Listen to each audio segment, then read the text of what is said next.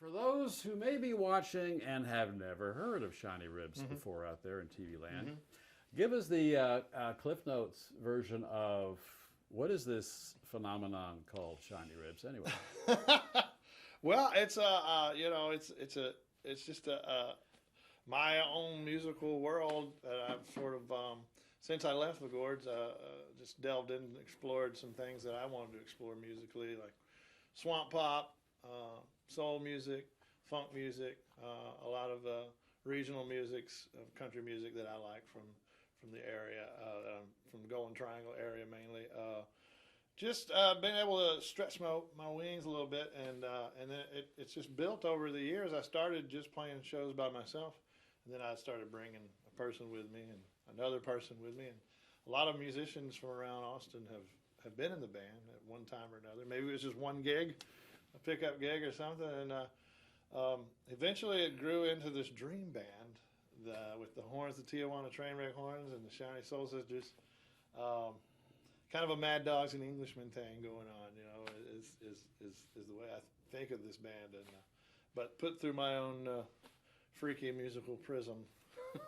What about the name itself? Where does that come from? It's long years ago.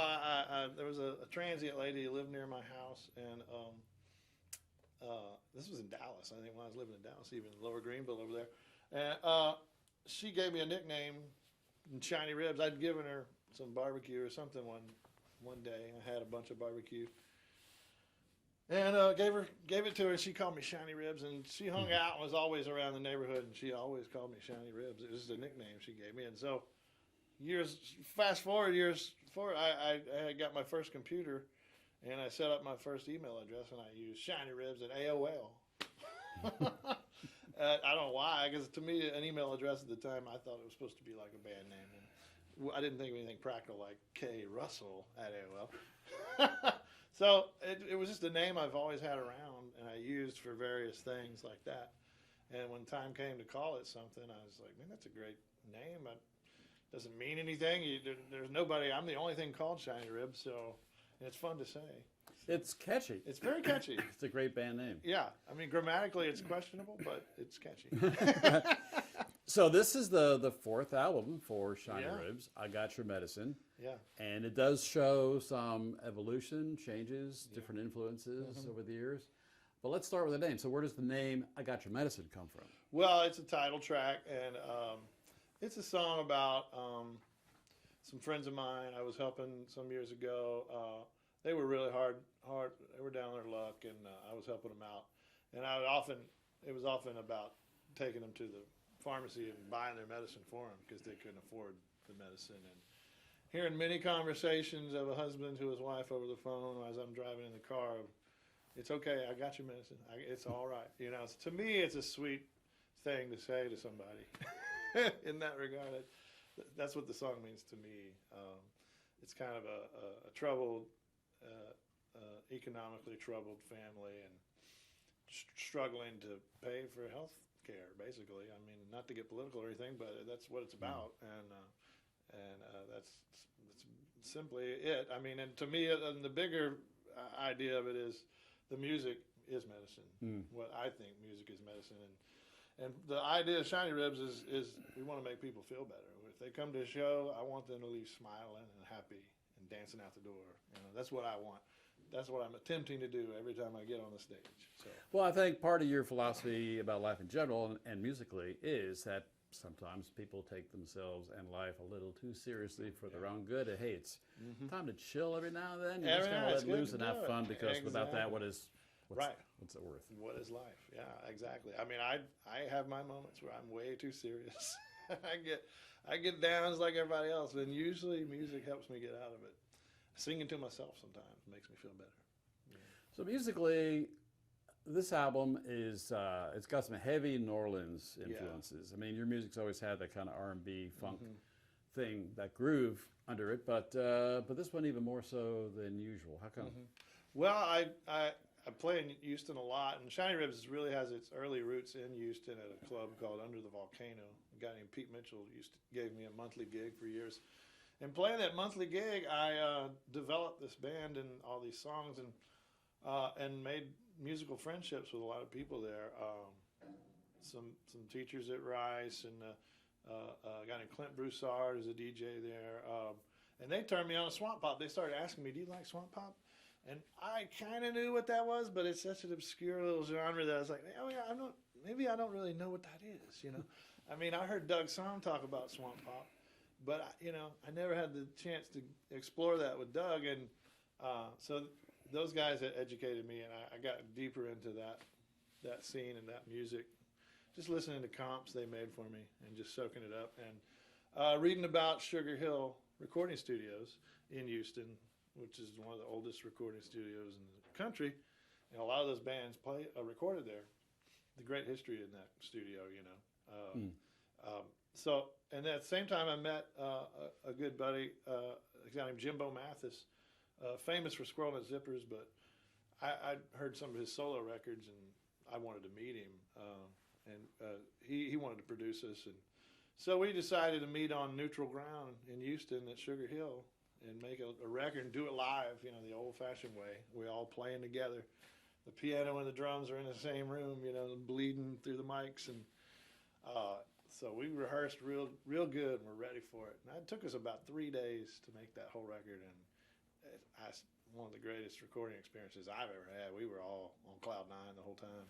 Hard to believe you did that in 3 days. I know it is. So let's talk about the songs. I'm curious how you go about writing these songs, lyrically and musically, and which comes first, anyway. Yeah, for me, sometimes it's usually music comes first. A lot of times I'm just driving down the road and things pop in my head. I'm always singing to myself. I'm constantly tapping on things and singing, or I have a little nylon string guitar on the couch next to me all the time. Or when we tour, I have it next to me in the van. So I'm always playing something and singing. And I just have constant music, song ideas, and I'll record them on my phone. Record ideas on my phone sometimes. And then I'll work them out later. I'll listen to them later. If I find one that I like, I'll flesh it out and write it. It starts with a hook, a great idea that excites me, whatever it might be, and then I build around that. It's hard to really explain the process. It's just a constant. I'm doing it all the time. Food seems to be a recurring theme in your lyrics. Well, Terry, no, I love food. I love to eat. My mama is a great cook, and she gave me a love of food early, and I have a lot of friends, and a lot of our fans are cooks and chefs, and they bring us food all the time. People are always inviting us when we come to their town. They want to cook for us, and we get a lot of good food that comes our way, and that inspires me. I am just a food guy. It's one of my great loves. So, food and music, that kind of go hand in hand. They really do. So a Shiny Ribs show is really a community affair. It's fun, and it's amazing to watch the interaction, which is always a sign of a good show. When the crowd is into it as much as the people on the stage making the music. Right. And so, that's got to be very rewarding and just inspiring to you as well as the other guys on stage to see how people do react. Absolutely. Yeah, I kind of detest the star system or the celebrity worship kind of shows. There's a lot of acts like that where it's about a celebrity or a star on the stage, and that I just don't like that kind of thing that much.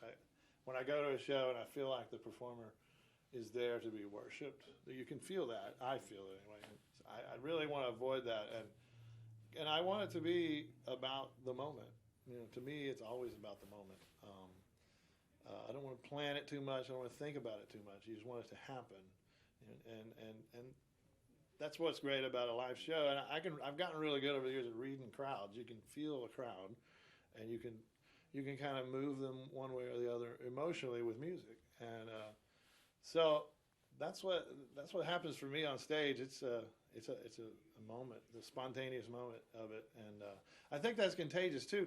I think it's too to throw your band a few curveballs too. Don't let them get too comfortable. If you do the same show every night, then they don't. It becomes a little stale because they know what's coming. They don't. But if you throw them a curveball every now and then, they're not sure, and there's that creates an energy the suspense of it that they feel, and I think the crowd picks up on that a little bit, you know, because they don't know. There's a little excitement there. It's not obvious. It's not defined. Nobody really knows that's going on, but I think Dylan does that a lot to his bands, maybe more than they would want. But. Spontaneity is a good thing, but also there's a little bit of choreography going on. Oh no, yeah, on stage Yeah. there, and I think with this new album and the longer Shiny Ribs has been around, that you've kind of stepped it up to a new level of charisma in terms of being a band leader. Yeah. And you know, besides the great music, a Shiny Ribs show is a show. It is a show. I love it. I didn't see it coming. It just kind of happened to me. You know, when I was a kid, I used to dance all the time. I loved to dance. I watched the dance shows, and my mom encouraged it. She loved watching me dance. You know, I did dance routines with my sisters. You know, we worked stuff up, and I got to a certain age, and I became an angry young man. I got real stiff and real, you know, and that's what I was like that for a long time. And it was right at the end of the Gorge where we had a song called "Gonna Burn the Honeysuckle." It's one of my songs, and Keith Langford, my drummer, he had this beat to it that was just so great. And one night I just started doing my thing, you know, and everybody loved it. And I was like, I loved it, and I was like, man, this is great. I used to dance, you know, and I just kind of found it again. It's kind of neat how it happened, and it's made me so happy, really. And it makes a lot of other people happy too. Yeah. All right, so finally, what's the story about the cape?